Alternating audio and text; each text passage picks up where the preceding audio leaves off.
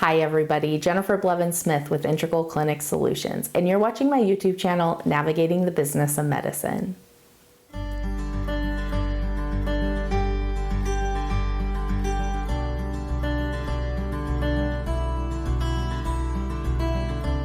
Today we're going to do part 2 of insurance definitions or terminology. And if you didn't check out my part 1 yet, I encourage you to, because if you have watched any of my series of videos that I've put out, I try to do it in a sequential order that makes sense and it builds off one another.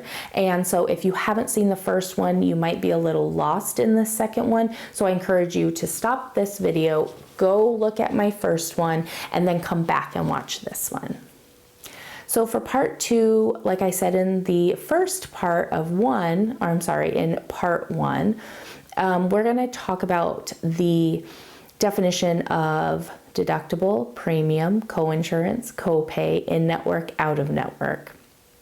And there's a lot more other insurance terms that are important, and maybe I'll do another one down the road and add a part 3 to this. But right now I just want to get these out because I really feel like they're going to help your front office staff, people who are new to medicine, and your billing staff if you have somebody that's new. So let's start with the in-network and out-of-network. So in-network or participating, they'll also say you're participating instead of in-network. And that means that the provider and group are approved by that insurance and insurance plan, because remember, you have overall insurances and then you have plans under each insurance. So there is a possibility that you could be participating in network with some of those plans under the bigger business insurance name, but maybe not all of them. And so it means that you're contracted and credentialed and approved by the insurance company to see patients with that specific plan that they offer at their company. So you might only be contracted and credentialed to see PPO plans, but it doesn't include any of their HMO plans. That happens a lot. And unfortunately, if you don't read your contracts when you get them, and you don't understand the plans that are offered in your area, which I talked about in the first part of this, which is super important, then you're not paying attention to those plans that aren't included in your contract, and you might end up seeing patients with plans that you are not participating, and that could be detrimental to your finances and also upsetting to the patient. So you want to make sure that you've looked at your contract, you understand which plans that you are listed under being able to see as in network, and that means that if it's in your contract, you are in network, you are participating, and you're going to get the highest payment from the insurance because you're participating. Now, if you are not participating and it's not listed in that contract, then that means either if the patient doesn't have out-of-network benefits, then it won't be covered at all and it will go all to patient responsibility, or the new thing is you can't bill them because that's your negligence of seeing somebody that you shouldn't have and you didn't tell them up front because you were not aware, and so you can't make them responsible for it. So that is one. 2, if you're out of network, if they do have the benefits for out of network, then it's going to be more of a cost share and money coming out of the patient's pocket to pay you for those services than the insurance will pay you, because they're like, whoa, we didn't approve you for this plan, therefore you're billing as out of network or non-participating, and you have to follow the benefits for that patient's plan if they have out of network benefits. So it's really important when your staff is checking these eligibility and benefits for patients, not only that they understand what plans that you accept under each insurance conglomerate, but they understand to check and see if it is someone that you do not, to see if that patient has out-of-network benefits or not. Because then you have to have that conversation with the patient ahead of time and say, look, we scheduled you, your plan is out-of-network for us, you do have out-of-network benefits, but it's going to be applied to your out-of-network deductible and it's going to be more out-of-pocket for you. Or you do not have out-of-network benefits, so this is going to be a cash price if you elect to continue seeing us here and have us bill your insurance. So Those are some things to be aware of. So in-network participating means it's in your contract, essentially, to short up and define this. And out-of-network non-participating means it's not in your contract. You're not okayed by the insurance to see patients with that plan.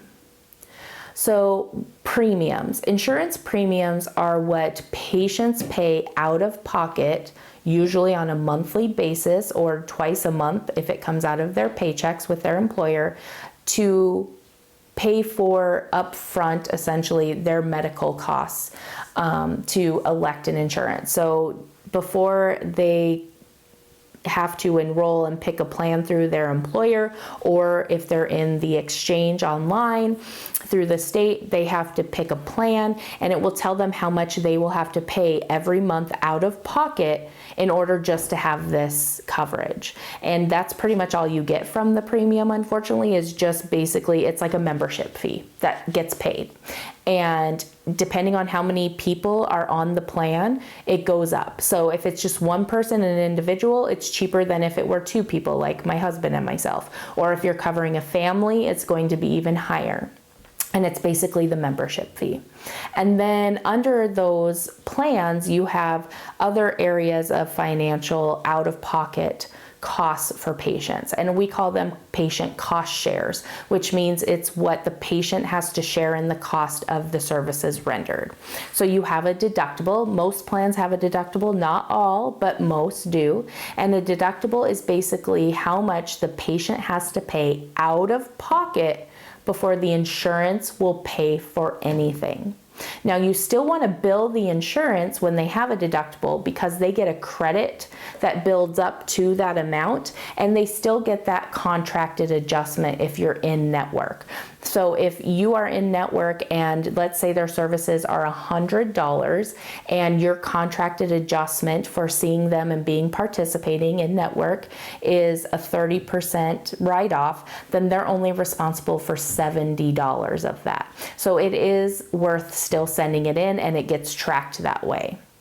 Once the patient reaches that out-of-pocket deductible amount, then the insurance will start covering. And what they start paying is dependent, again, on their benefits. So a lot of people have what's called a co-insurance. So if a patient meets their deductible, then the co-insurance starts kicking in. And a lot of co-insurances are 80-20.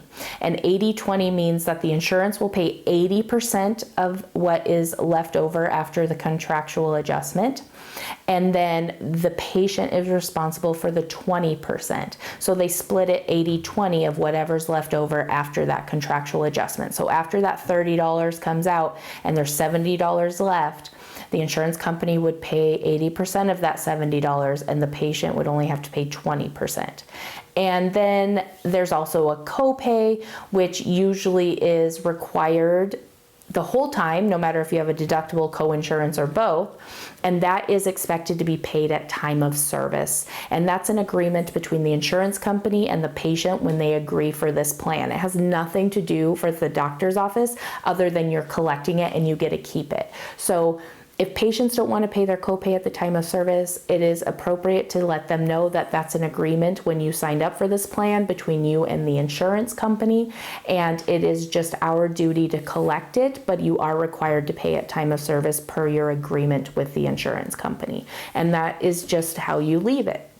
It is very important you collect those copays at the time of service, and that definitely helps give you a little bit of extra income coming in. So deductibles, co-insurance, copay, and then you have out-of-pocket maximums. And out-of-pocket maximums is how much the insurance believes that if a patient pays that much total during a year time frame of their plan, that they no longer have to pay any more out of pocket. So these are usually people who have that are very sick, that have chronic illnesses, terminal illnesses, that they pay so much out of pocket, they reach that high amount, and they're high amounts if you look at them.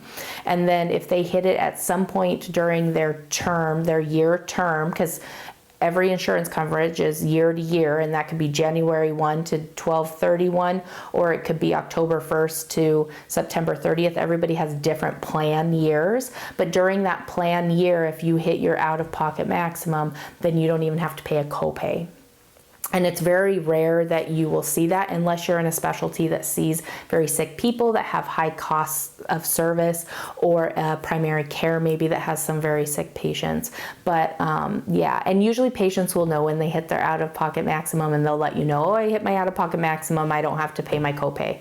Okay, and then, you know, I wouldn't fight them. I would just not collect at that time. I would go check out their benefits after that and confirm that that's the fact. And if they haven't, then you can collect it next time. But, you know, usually patients are on top of that because they understand their insurance really well if they're utilizing it that much. If you have any questions or comments, please leave that in the comments below. Smash the thumbs up button if this video was helpful, and subscribe to my channel if you haven't already. Also, if there's any other definitions with insurance or billing or in medical field in general that you're not sure about, I am happy to help. So please leave that in the comments.